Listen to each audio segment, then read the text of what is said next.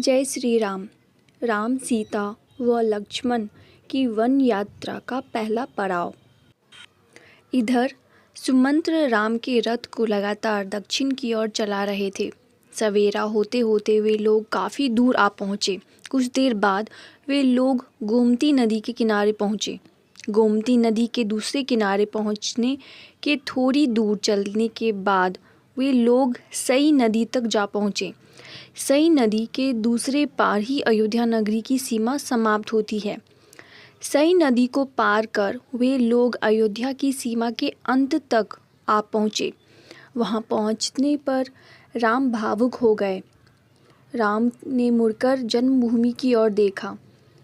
आंखों में आंसू भर के सुमंत्र से बोले, हे तात, न जाने वह दिन कब आएगा जब मैं अपने माता पिता से फिर मिलूँगा और सरयू के पवित्र तट पर घूमूंगा। अयोध्या नगरी की ओर मुँह करके राम हाथ जोड़कर खड़े हो गए और कहने लगे, हे जननी जन्मभूमि, मेरे अपराध क्षमा करना। 14 वर्ष के बाद ही अब तुम्हारा दर्शन कर सकूंगा।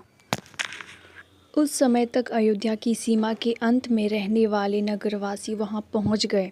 वे सभी महाराज दशरथ के निर्णय से दुखी व क्रोधित थे। वे सभी अपना घर छोड़कर राम के साथ वन में जाने को तैयार हो गए। नगरवासियों का ऐसा प्रेम देखकर राम की आंखें भर आई। सबको उन्होंने विनम्रता से समझाया और सभी का आशीर्वाद लेकर वे फिर आगे की ओर निकल गए। शाम होते होते उनका रथ गंगा के किनारे श्रृंगवेरपुर गांव में जा पहुंचा। वहां के लोग आराम करने के लिए रुके। राम एक वृक्ष के नीचे आराम करने लगे। श्रृंगवेरपुर में निषाद जाति के लोगों का राज्य था। यहाँ के राजा का नाम गुह था, जिन्हें निषाद राज कहते थे। राम के आने की खबर पाकर निषाद प्रसन्न हो गए और राम के स्वागत के लिए स्वयं वहां आए। उनके साथ अनेक बंधु बांधव और सेवक भी थे। राजा गुह को आते देख राम उठे और उनसे गले मिले। गुह ने कहा, हे रघुकुल नंदन राम, मेरा सौभाग्य है कि आप यहाँ आए। श्रृंगवेरपुर को भी अपना ही घर समझे और सुखपूर्वक रहें। राम ने जब अपने वनवास की बात बताई तो निषाद राज को बहुत दुख हुआ।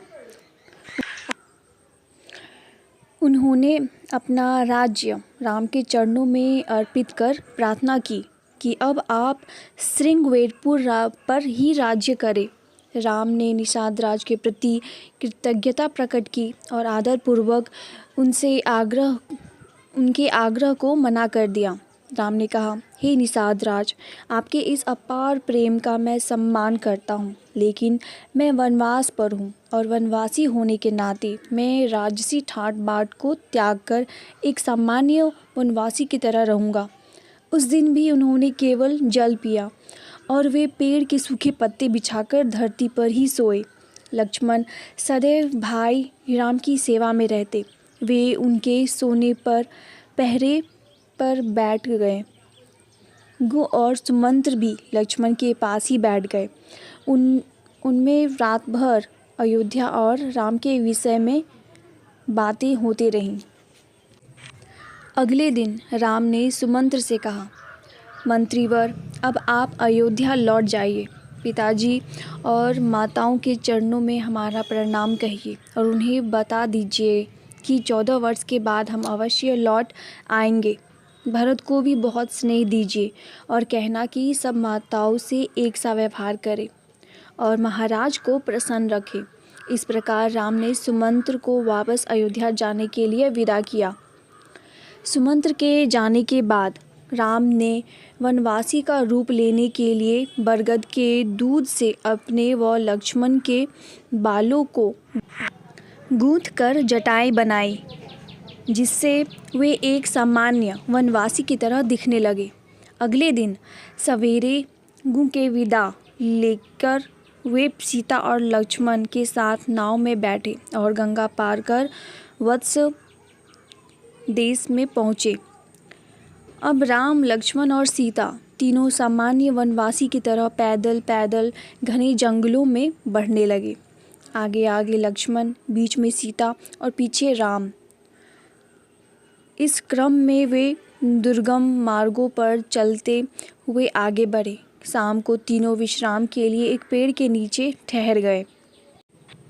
कुछ समय बाद राम ने लक्ष्मण से कहा, हे लक्ष्मण, मुझे राज्य की कोई चिंता नहीं है, मुझे तो माता पिता की चिंता है।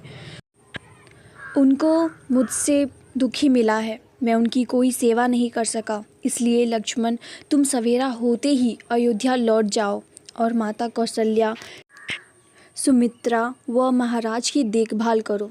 भाई राम की बात सुन लक्ष्मण ने उन्हें ढांढस बंधाया और उन्हें अपने साथ ही रहने के लिए आग्रह किया।